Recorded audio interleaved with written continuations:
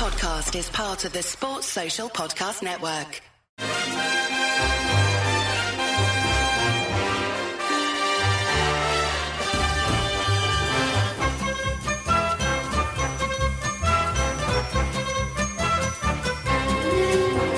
Hello everyone, I'm Chris Wynn. Welcome to Haway The Podcast from Roker Report. And it's good to be back in the hosting chair after a week away, mainly because Gav is sick of his own voice. But apologies that you now have to put up with mine. But I did have a nice week away with the kids. And while I was away, I purposely didn't pick up my phone either for work or for the footy. And because of that, I realised how quickly things move in the football world. When I got back and I had to catch up on everything. So it's a big help to me that today we're speaking to someone who more than knows his stuff.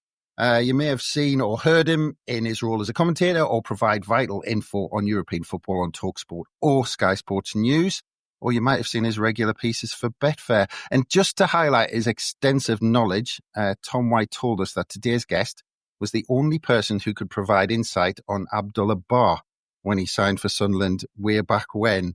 Because today we are very pleased to have Kevin Hatchard with us. Hello, Kevin. Great to be with you. Yeah, how's it going? Yeah, really good. It's been a really exciting and interesting summer, transfer-wise. I think what we're seeing is clubs really thinking carefully about who to bring in.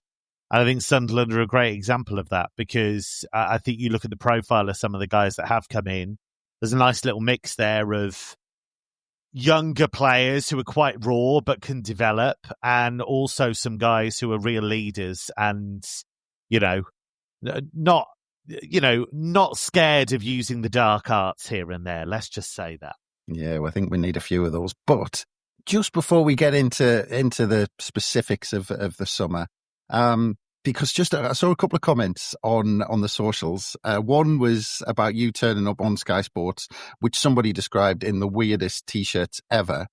And then I saw a comment that you'd made of a couple of drunken purchases, which were brilliant T-shirts with cartoon characters, which basically perked my interest because they were part of my childhood. Yes. D'Artagnan and 80 Days Around the World, which I have to blame you because I've been humming the theme tune for the last half an hour. My work is done. Exactly. I'm going to be like that for the rest of the day. But you did hint that they were additions to your collection, so I assume you've got a few more in the wardrobe. Yeah, perfectly sober, I have to say. Lack of self-control, but perfectly sober, those purchases. T-shirts has been my thing for a long time. So kind of, 20-odd years in the making, this collection. But it's well over 150. It's probably a bit more than that, to be honest. But yeah, they kind of, it's good though, because they never wear out, right? And I bet you every time you see this 80 Days Around the World T-shirt, you will hum the theme tune, won't you? Yes, exactly that. Because it's now on a loop around my head. Absolutely. And they balance out. I'm not getting them every week, but, it's targeted purchases, but I never get rid of any. So it ends up being quite a lot. Well, slight confession before we move off this, that recently moved houses, and I did find a DVD collection of D'Artagnan. Yes, and excellent. Then I ended up throwing it out. Why? Why would you do this? I know. I was in the mode of just trying to throw everything out because we had so much stuff. And I deeply, deeply regret. As soon as I saw your T-shirt, it took us back to that DVD. Well, excitingly, we found out literally last night, me and my wife, that the whole series of 8 Days Around the World is on Amazon. And really? Yes, it's on there. So we started that yesterday. Wow, brilliant. Well, next time the kids ask for a movie night, I'm saying, nope, I know what's going on. Yeah. 10 episodes of Willy Fogg. Absolutely brilliant. But just go back to the 40 and so I imagine for people like yourself who, we're talking to you today, we've seen you on Sky Sports, seen you on Talksport. It must be, I was spoken to quite a few journalists that it actually must be busier than the season itself at times. Yeah, well, I think what's happened really, certainly recently, is that it's become quite blurred where one season ends and the next one begins. And that's certainly been the case this year because you've had the Club World Cup and you've had that extra transfer window go in there. So as a freelancer, it's great. But it is weird because it did used to be that you'd kind of finish one season and then you'd wait a bit and then kind of the transfer stuff would pick up. But you're even getting transfer stories before the season's finished because clubs are planning ahead, players are planning ahead with their contractual situation. I mean, for example, I'm sure you take no pleasure whatsoever in what's happening at Newcastle with Isak. I'm sure you haven't. I don't even look, to be honest. But what's interesting is that we were being told towards the end of last season that Isak was Liverpool's dream target. And it does look as though they're pushing hard to get him. So, that was back in March. Those whispers started coming out that he was top of their list. So, yeah, it's kind of become a 12-month, 365-day-year process. Yeah. I do remember those days where managers would go off for 3 weeks on holiday and nothing would happen for a while. And there'd just be a disappear, come back. Yeah. Yeah, absolutely. But I mean, just taking like the whole picture of the summer transfer window this year, from me just looking in, and obviously we've been away from the Premier League for a long time, so I don't think I've looked as closely as the Premier League as I have this season, obviously in past years. But there does seem to be a big split between some clubs doing a lot of business and some doing very little. I mean, from your point of view, has it been what you might describe as a standard window with the amount of business done across the board, or is this one been a bit of a strange one? It's felt quite aggressive from some of the big hitters who've wanted to get their business done early. I think Liverpool signing Florian Wirtz was a massive statement from them because the news in Germany had been for a long time that he was going to go to Bayern if he was going to go anywhere. So that was a real coup for Liverpool. I think Liverpool are a really interesting case, actually, because for years, certain members of the fan base have moaned that FSG don't spend enough, Klopp didn't get backed enough, blah, blah, blah. But actually, I think it's been quite targeted, and I think they've kept their powder dry. They've waited for the right deals to come along. I still think they've got work to do. But, I know people, shake their heads at the idea of net spend, but it is a thing. And it's Liverpool are very good sellers. And actually, for all that I've criticised Chelsea in recent years, they're very good sellers as well. They're excellent at it. And player trading has been their thing for a long, long time. So they're very good at it. So I think Liverpool have been aggressive. Chelsea have been aggressive. Arsenal have been. Finally got Gyökeres over the line in terms of a top-level striker. Manchester United have been way more aggressive than I thought they'd be. And it's a really weird one because Ineos have obviously talked a lot about we've got to cut costs, we've got to do this, we've got to, and then spending hundreds of millions, which is fine. That's their prerogative. But it's just interesting, that kind of duality between, the tea lady disappearing and then you bring in Benjamin Šeško. So that's a bit unfair and a bit facetious because they are separate things. But in terms of optics, it's a weird one because there's been all this talk of cost cutting and, meals on away trips and whatever. And then you're bringing in players on huge money. So, yeah, I think it's been really interesting. And I think some clubs are being reactive. I think some clubs are still waiting for opportunities to come up because prices will come down.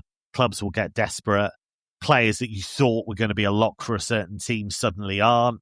And that's where I think teams like Brighton, Brentford, Bournemouth, they're all pretty smart.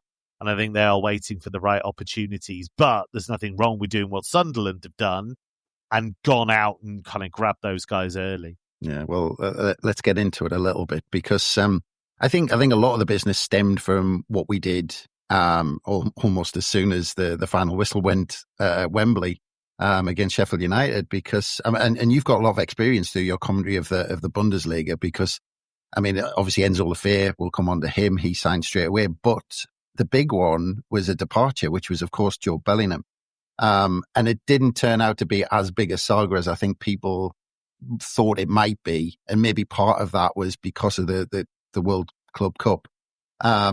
But were you surprised that he followed his brother, or do you think it ended up being a no-brainer for him because he knew the club or his family knew the club?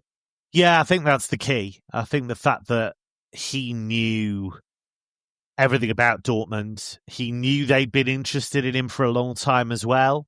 He'd obviously seen the path that Jude had taken very successfully, because he went in there as a promising player. He came out of it a Real Madrid player. So he'd seen that. He knows what those fans are like at the Westfalen or Signal Iduna Park, if you want to call it that these days. You know, he knows what that atmosphere is like. He knows about the Bundesliga. He knows that it's a great league for younger players to develop. So I think players often like it when clubs are really, really interested. And it's not just, well, you're one of the guys on our list. It was, no, we see you as the guy we want to kick off the transfer window. And actually, that's been pretty much it for Dortmund so far. I think they will do some more stuff. They're trying to get Kandi Chukwuemeka in and trying to wrap that up. But yeah, I think this kind of worked for everyone. I think Sunderland realised that was a move that could fund other moves. Mm-hmm. Dortmund knew they were getting a really dynamic player, and the player himself knew that he was getting an opportunity to further progress his career. So yeah, I think it's worked for everybody. Yeah, and I did mention that Club World Cup, but that's potentially one transfer that might not have happened in that time frame that it ended up happening in. I mean, do you think that's had a knock-on effect? Yeah, I think they obviously wanted to get him in before the tournament, and they wanted to get him acclimatised, and they wanted to get him to help them progress, and he did that. He looked good in the group stage, but he was obviously suspended for that, potential meeting with his brother, which was a real shame. But but yeah, I think it would have happened early anyway, because I think Dortmund were pretty determined to get him. Huh. So I think that would have happened anyway. But, in general, I think the Club World Cup did accelerate a few deals. And you know how these things work. It's a domino effect, right? Once a few deals happen, it opens up spaces for others, then they happen, and et cetera, et cetera. Yeah, that's it. I think a lot of teams are waiting for that. And I think it showed how much they wanted them, purely the price they ended up paying for them. But before we get into incoming players, I just want to touch on Florent Gisolfi, because I think he's been another catalyst for what's happened, in terms of the players we brought in when he arrived early in the summer in that I think director of football role. But who knows what the hierarchy is? I think everyone just works together to get the deals done. Basically, I don't think it matters what kind of role they're in. But from a kind of perspective of bringing in the players we have, how big a coup was that to get someone in with his experience in dealing with not just the European markets, but also the kind of the size of the deals that we've done? Yeah, I think it was a coup, because I think a lot of clubs had looked at him. You looked at his previous experience, you looked at what he'd done at places like Nice. Very, very good track record. And I think we're starting to see some of that, because I look at a deal like somebody for Talby, that feels like a really interesting deal to me, because I think he's not a surefire hit, but there are real glimpses of potential and talent there, and that's the kind of thing that he does. He's a great identifier of talent, and you have to be to kind of have the success he's had at previous clubs. So yeah, I know that there were Sunderland's a big club, but there were clubs with kind of a greater European track record that were looking at him. So yeah, that was an eyebrow raiser when he arrived. Yeah. Well, there's probably bigger fish was brought in, but just because you mentioned him, we'll start with Chemsen Talby, 20-year-old, around 20 million from Club Brugge. There was also Noah Siddiqui, 20 years old as well, for around the similar price mark, around the 20 million mark from Union SG. And it's bizarre for a Sunderland fan. We've just gone up through the playoffs, and it's seemingly we're spending, the combined, let's say £40 million on players who actually a lot of kind of pundits, experts have turned around and said they've had a breakout season, but they're still very raw. But it's incredible coming from a Sunderland fan with League One not that long ago that we're spending £40 million on two players who aren't the finished product at all. But I think if you look at that bracket of clubs like Brentford, like Brighton, like Bournemouth, that's what they've been doing. And this is where the game has changed, because in days gone by, some of the big hitters from maybe Italy or France or Germany would have been looking at those talents and bringing them in. I mean, they feel like Leipzig guys to me. That's the kind of vibe you get. that they would go, oh, okay, they're interesting. They've done some stuff. We think we can get them, flip them, and they could do well for us in the meantime. I mean, Union Saint-Gilloise have been, developing young talent for quite a while. They've got that link with Brighton and Tony Bloom. So all of that analytics goes into that, all of his secret ways of doing things, the algorithms that we're never going to know about. I think Union Saint-Gilloise do. We might have stolen a few, I think, by the looks. Well, that's it. I mean,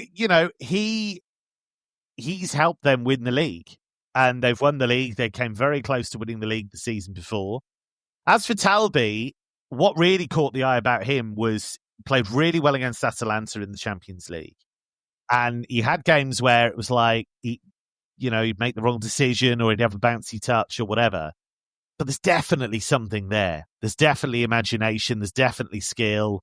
There's definitely somebody who, especially in transition, can really light things up. So he's going to need a lot of patience, I think, Talby, but I like him. Yeah. Well, I think when it's those players, when you've got that much pace and you've got a starting point, that actually you give someone like that games and he can come on leaps and bounds. And I think a couple of players, I mean, we'll come on to Adingra, but he might be a perfect example where you've got sort of player with pace and you've got a foundation of a touch and skill. And those minutes on the pitch, a bit like Bellingham in that sense, that you keep playing them, that basically what progresses players on. That's exactly it. And with Adingra, seeing as you mentioned him, yes, you might look at it and think, well, why were Brighton happy to let him go? But I still think they've just got lots of good options in those wide areas, I think is the truth of it. And they saw that as an opportunity to bring in some cash and use it elsewhere to strengthen other areas of the team. But he's dynamic. He's got Premier League experience now. That's not the be-all and end-all. We've seen loads of players come in and hit the ground running in the Premier League. But I think he's a guy that just decision-making and just that a bit of cleanliness, if you like, in the final third, that clinical edge, that will come, I think, with time. And he's an exciting one as well. And I think pace and skill, so important.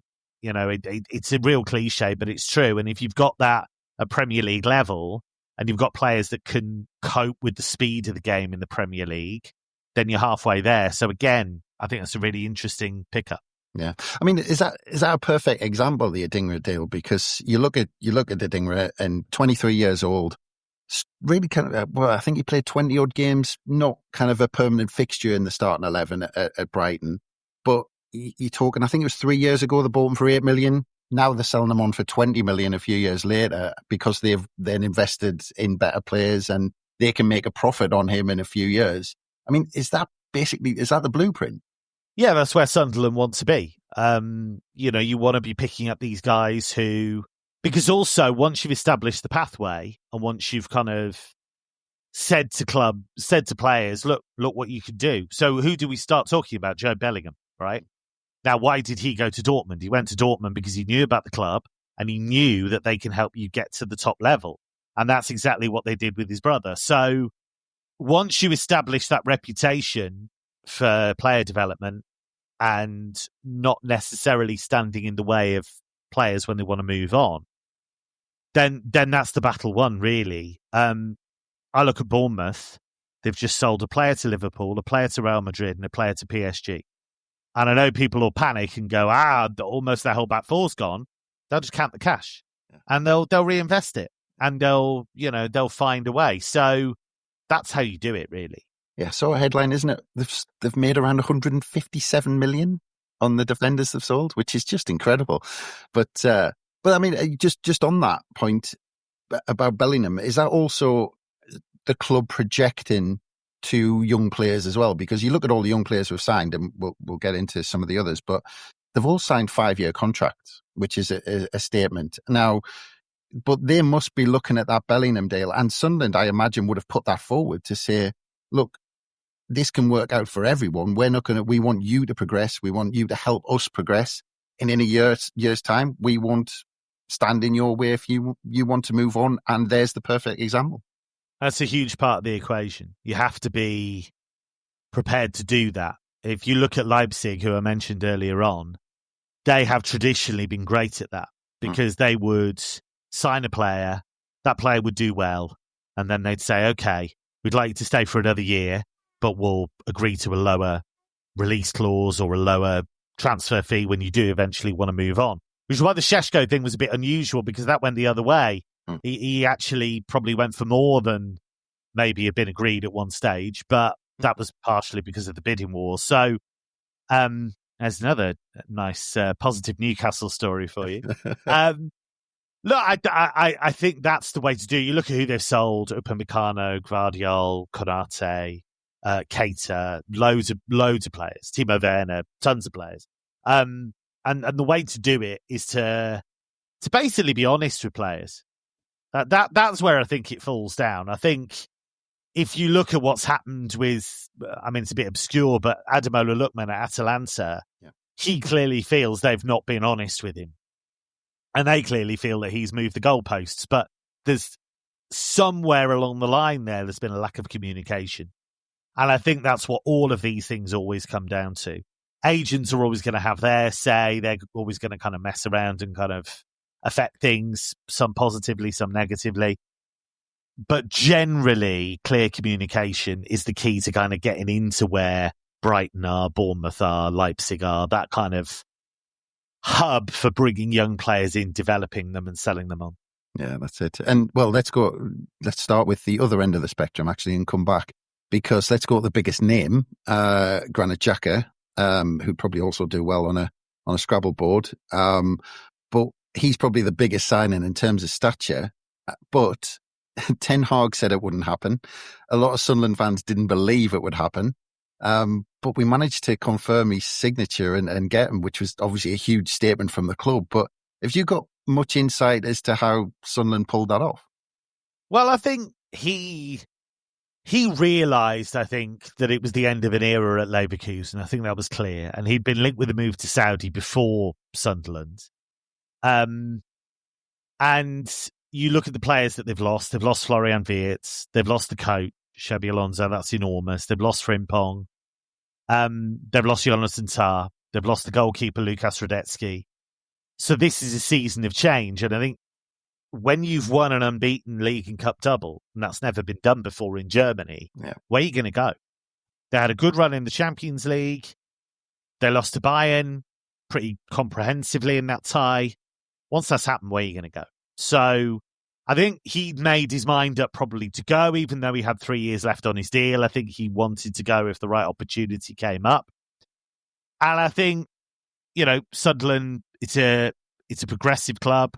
It's a big club, great fan base, huge stadium. He would be excited by all of that. I think there's an element of unfinished business in the Premier League as well. I think he'd rehabilitated his reputation by the time he left Arsenal. But I think he felt that, the Premier League really suited his game. I think the thing to remember about him, I think there's always a temptation to paint him as some kind of madman and some kind of, enforcer.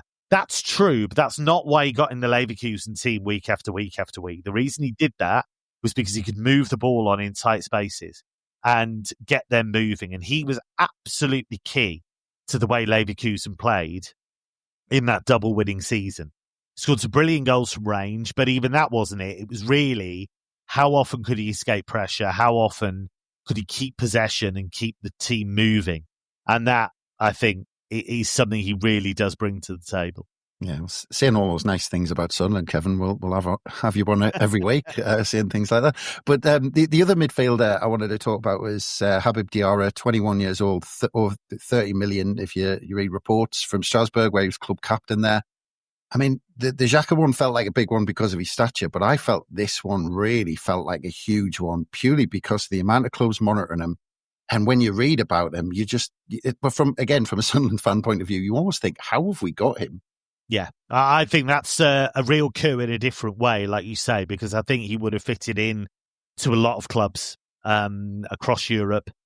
And he is somebody that plays with real personality, real leadership, was a really important part of a very young team and really drives the team forward. And I think that blend of having somebody like him and Xhaka in the same midfield with Lefebvre doing his thing as well, it's really exciting stuff. So, yeah, I think absolutely, that was a flag in the sand to say, this is the kind of caliber of player we can sign. Yeah, and hot off the press in the last couple of days, we also confirmed the signing of Omar Aldrete. I think I've got that, probably butchered that name, but we'll see in the coming days. From Spanish side Getafe, 20 years old.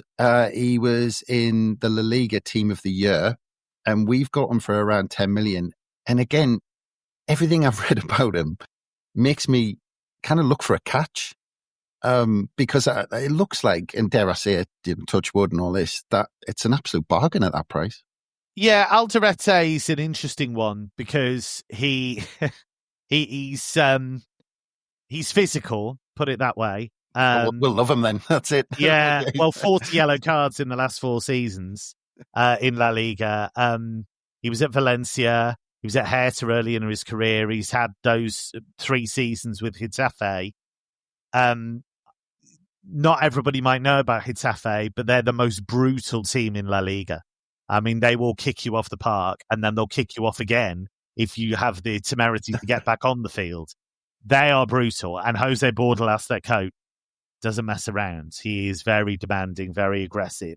So if you're going to fit into that kind of team, you have to be prepared to play with that kind of aggression. That's not to say, again, he's an absolute madman who's going to get sent off every 4 weeks. We've got 2 of them now, apparently. Yeah. But I think what's interesting is with him as well is I think he has developed over time. And he's left-footed, but he can play both centre-back positions fairly comfortably, or he has done that at Getafe. But also he's played as part of a 3. So he's quite adaptable. He's got the physicality to deal with the Premier League. I think he'll be absolutely fine. I think he's a good signing. I think fans will really like him. And I think the fee's probably about right. But yeah, I think he's a good one. I think one that's even more interesting actually is Reinildo. Because again, that's a really interesting one because he's a leader and he's worked for Simeone for years. So that's the kind of guy you're dealing with. Quite aggressive, quite physical. Yeah, I think they've made some really smart signings. Yeah, throw Xhaka, Alderete, Ronaldo and Luke O'Nien into the mix. I think VAR's going to have an absolute field day with Sunderland. Games to be 110 minutes long. Yeah. That's it. But the interest, you are right with Ronaldo and Arthur Masuaku. Obviously, he was come in, who was spent a lot of time in the Premier League with West Ham at Besiktas last season. Both 31-year-olds. Is it vital that Sunderland got that experience along? Because we've mentioned all the 20-year-olds or 21-year-olds. Is it vital we mixed it in with that?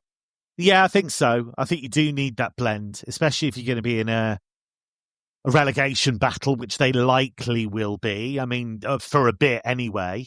I think you do need that. I think you need those leaders who can bring young players along. And actually, if you look at Leverkusen, who I mentioned earlier on, that was a great example of that because you had some more experienced players like Xhaka, like Schick, like Tar, like Hradetsky. But then you had the younger players like Wirtz and guys like that. So, yeah, I think if you've got that blend, it makes a big, big difference. Yeah. And we mentioned Enzo Lefebvre because he signed after the final whistle at Wembley. We thought that was a huge statement, and it certainly was in the Championship. But a couple of months later, he's looking like he's going to be doing well to make the starting 11 on a regular basis, looking at some of the players who signed. So, I mean, how do you see how Sunderland have gone from a side that confirmed promotion with the last kick of the game at Wembley in the playoffs, finished 4th, to attracting the talent we have over the summer? Yeah, it's impressive. It's impressive. And it does send a signal out that they are serious. And you do see clubs go up and just kind of, it's a bit scattergun. This feels a lot more targeted than that. And I think Lefebvre is a really good example of, what Reggie can do in terms of bringing a player in. He'd worked with him before at Lorient, so he knew him anyway. But I think, if you've got a guy like that who was a bit of a fixer-upper, talented, but had injury problems, Roma hadn't really worked, hadn't shown what he had done in France, but then can bring that back out of him, but then that player is suddenly having to fight for his place. That's a really good place to be. Yeah. And just quickly, again, with your knowledge of the Bundesliga, we've had reports in the last day or so linking Trey Hume potentially with a a deal worth around 10 million, if you believe the report, to Wolfsburg. He's only got a couple of years left on his contract, so I can see clubs potentially testing the water, but can you see anything in this one? Well, I think Wolfsburg are interesting because it's like a number of clubs, actually. They're very aware of the English market. We've seen that over and over again. Wolfsburg were linked with Josh Sargent as well, although that fell through in the end. But they're going through quite a big change. They've brought in Paul Simoni, who was the coach of Go Ahead Eagles, who won the Dutch Cup last season. So they're trying to refresh their team, trying to make a few signings here and there. So I can understand the interest, but whether it will happen or not, you probably know better than me in terms of how determined Sunderland would be to keep him. But yeah, that's a link that does make sense to me. Yeah, I certainly hope not at that price, but we'll see how it goes. But yeah, again, we're talking about something in the region of 130 million. I think we've surprised a few people, but do we have to remind ourselves how difficult this season it's going to be for us to stay up? And do you think we've, despite 130 million, which is just a staggering fee considering where we've come from, but do you think that actually that we've given ourselves a fighting chance?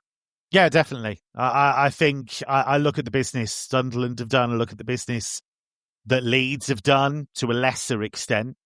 And it does make you competitive. And that's what you're looking for, really, because Southampton were an absolute car crash last season.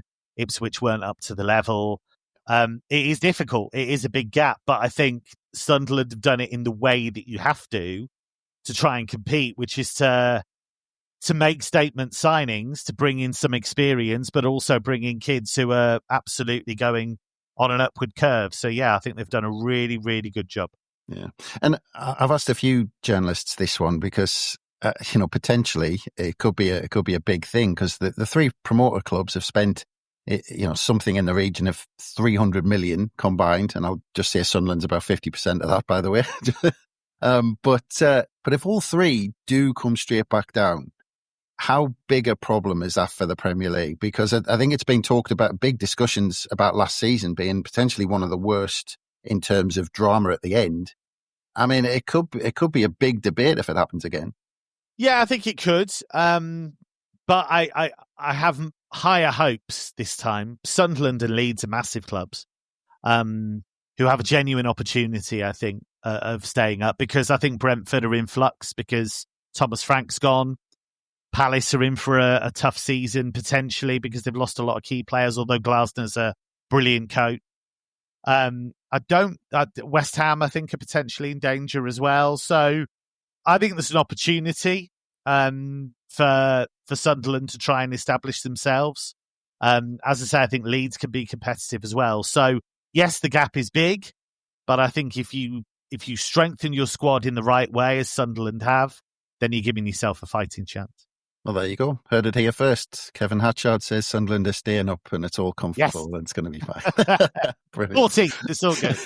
Well, there's less than a week to go. So how's your schedule looking for the opening weekend? Have you got your games and ready and what you're covering this weekend? Yeah. So super busy, but heading out to Germany later this week to do some German Cup stuff. And then Monday got Everton Leeds. So very excited about that. Sounds like a good start to the season, but that just leaves me to say it's been an absolute pleasure, Kevin, and hopefully we get the chance to quiz you on a few more players who are slightly more well-known than Abdullah Bar in the future. But thank you very much for your time. Thanks a lot. Brilliant, much appreciated. And thanks again for everyone for listening. It's a massive week as we build up to our first top flight game in almost a decade against West Ham at the weekend. So we'll have everything covered either on the Roker Report website or our daily releases on Haway The Podcast. But from us, bye for now.